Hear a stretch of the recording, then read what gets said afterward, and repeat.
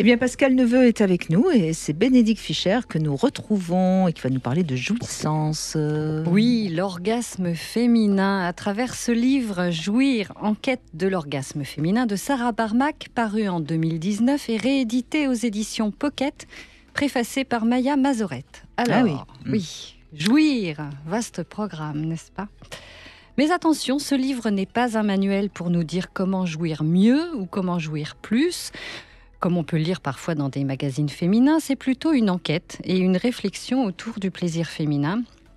Une enquête très très documentée d'ailleurs. Sarah Barmak est journaliste canadienne et elle s'appuie sur de nombreuses études et ouvrages sur la sexualité féminine. Et donc ce livre se présente plus comme une cartographie de l'orgasme féminin à travers des recherches scientifiques, sociologiques et psychologiques. Elle a aussi recueilli des témoignages de femmes, de médecins, de psychologues, gynécologues. Et si vous voulez tout savoir, elle est même allée jusqu'à s'immerger dans une séance grand format de méditation orgasmique. Bref, elle a mené l'enquête et elle est allée au bout de son concept. Très bien. Alors, comment les femmes jouissent-elles ? Qu'est-ce que l'orgasme ? Que savent-elles de leur corps, de leur sexe ? Pourquoi le clitoris a été pendant si longtemps oublié ? Pourquoi dit-on que le plaisir féminin est compliqué ? Car oui, le plaisir féminin reste encore mystérieux et insondable. Elle serait plus cérébrale. En tout cas, il est moins immédiat que l'orgasme masculin quand même, hein, quoi qu'on en dise, même si ça avance. Est-ce que vous voulez dire par là que la jouissance, l'orgasme féminin est plus subtil que celui de l'homme ? Plus mystérieux, dit-on. Mais pas plus subtil. Avec cette petite voix. Alors, il y a celles qui jouissent, et puis il y a celles qui ne jouissent pas, et celles qui ont 1, 2, 3, voire 10 orgasmes en un seul coït. Alors, il y a une fille qui témoigne dans le livre. Oui, bien sûr, multi-orgasmique. Voilà, ça laisse rêveur. Mais rappelons-le, il y a encore quand même 50% des femmes aujourd'hui qui se disent insatisfaites. Alors, est-ce que c'est lié à un manque de désir, à des difficultés à atteindre l'orgasme ? En tout cas, c'est un chiffre considérable et il est grand temps d'y remédier en redonnant aux femmes la confiance qui leur manque. Et c'est un enjeu féministe pour l'auteur. Alors, elle relève dans ce livre l'ampleur des différences entre les femmes en matière d'orgasme. Et c'est bien là la difficulté pour le décrire et pour expliquer ce phénomène tant convoité. Car en fait, il y a autant d'orgasmes qu'il y a de femmes et chacune son chemin pour y parvenir. Alors pour y parvenir, d'abord, il est essentiel que les femmes connaissent bien leur sexe. Mais il faut bien le dire, il y a eu durant l'histoire beaucoup d'ignorance et de mésentente entre les scientifiques sur le sexe féminin et notamment autour de ce sacré clitoris dans tous les sens du terme. Avant d'être reconnu et qu'on lui accorde enfin sa place, c'est-à-dire dans la tête de tout le monde et en taille XXL sur la place du Trocadéro, il a été pendant longtemps jeté dans les oubliettes.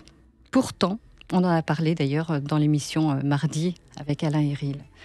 Pourtant, dès 1559, on en connaissait ses contours exacts grâce à l'anatomiste et chirurgien italien Realdo Colombo. Alors, Colombo, bien sûr. Ben oui. Celui qui portait l'impair avec son chien. Il a découvert... dont on ne voyait jamais la femme d'ailleurs. Il a découvert un continent.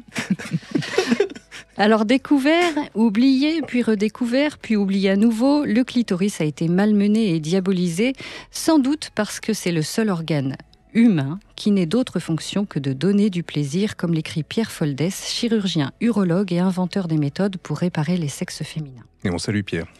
Salut Pierre, oui, on en a parlé d'ailleurs mardi, je crois. Ouais. Oui, dans le quotient sexuel. Dans le quotient sexuel. Oui, on lui a rendu hommage, c'est quelqu'un de formidable. Alors heureusement, il y a eu des avancées grâce à des personnalités comme Alfred Kinsey, entomologiste et sexologue, c'est pas incompatible, en 1953 avec ses études sur la sexualité humaine, ou encore par exemple Sheer Hite et son rapport sur la sexualité en 1976, mais aussi... Oui, le rapport Hite, c'est quand même quelque chose d'extraordinaire. Ce ne sont que des femmes qui parlent de leur orgasme. Et franchement, si on est un petit peu intéressé par la sexologie, on a déjà tout dans le rapport Hite. Et il y a un livre dont vous n'allez peut-être pas parler parce qu'il est un peu oublié, c'est quand même bien dommage. C'est un livre qui est sorti en 1967 C'est Gérard Swang qui l'a écrit. Ça s'appelle Le sexe de la femme. Et c'est franchement un livre qui a révolu. Enfin, c'était la première fois où. Alors, il est chirurgien, hein, Gérard Swang. Il a beaucoup opéré. Et c'est vraiment un livre qui met en avant le clitoris, le sexe féminin, les lèvres, les grandes lèvres. Enfin, bref. Et c'est vrai qu'aujourd'hui, il est totalement tombé dans l'oubli, ce livre, alors que 1967, avant mai 68, c'était quand même quelque chose d'extraordinaire. Et c'est un homme Gérard Swang a été un des premiers sexologues d'ailleurs en France. Hein. C'est un très vieux monsieur maintenant, et j'en reparlerai d'ailleurs tout à l'heure, parce qu'il a sorti un livre dont je parlerai tout à l'heure. Et c'est pour ça que parfois ça m'agace un petit peu, ces femmes, excusez-moi, hein, Bénédicte, qui sont soi-disant en train d'expliquer que la sexualité féminine, il faut enfin... Non, il y a longtemps qu'on en parle. Il y a longtemps qu'on en parle. Sauf que les femmes, comme les hommes d'ailleurs, s'intéressent pas beaucoup à leurs organes sexuels. On a toujours l'impression que... C'est sale. Oui, ou que ça va marcher tout seul. Mais non, quand on pose des questions aux gens, même les hommes, c'est pareil. Hein, ils commencent à s'y intéresser quand ils ont une panne. Hein, mais avant, ils savent même pas ce que c'est qu'un corps caverneux, etc. Enfin bon, bref. Voilà, c'était mon petit coup de gueule. Mais vous avez bien fait, parce que je suis pas sûre d'ailleurs qu'elle le cite dans le livre, donc je le note bien. Eh ben, on va lui faire un procès. Parce qu'elle le dit, c'est un combat féministe, donc elle va pas citer un homme. Oui, non, mais c'est ça. C'est vrai que c'est quand même un ouvrage féministe. C'est une Canadienne. Les Canadiennes, elles sont redoutables. Pire que nos Françaises. Accent comme ça. Donc elle cite beaucoup d'études, essentiellement américaines d'ailleurs. Quelques études aussi européennes, mais pas beaucoup en effet. Pas beaucoup.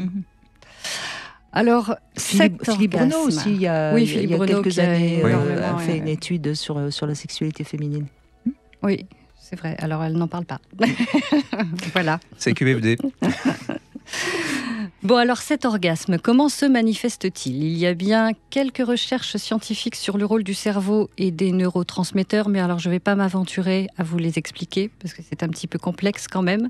Qu'en disent les femmes ? C'est une explosion, c'est un feu intérieur, c'est une lumière bleue diffuse. En fait, il est différent. De la pub. Lumière bleue. Ah tiens. Ah oui, il y a des femmes qui le décrivent comme ça. Voilà. C'est la couleur des garçons. Non. Ça peut être une couleur spirituelle aussi, n'est-ce pas ? Un bleu violet. C'est le 7e ciel. Hein. C'est bleu le ciel. En fait, il est différent pour chacune d'elles et il serait très difficile d'en faire une description qui convienne pour toutes. En tout cas, souvent, on l'appelle la petite mort. Petit extrait. L'orgasme est comparable à une petite mort car il s'agit d'un espace entre deux instants perdus, une seconde pendant laquelle la conscience vacille brièvement. C'est ainsi que le définit Catherine Clément, philosophe très française et maîtresse de l'écriture féminine. Pour elle, l'orgasme sexuel est une forme de syncope, un mot chargé de sens.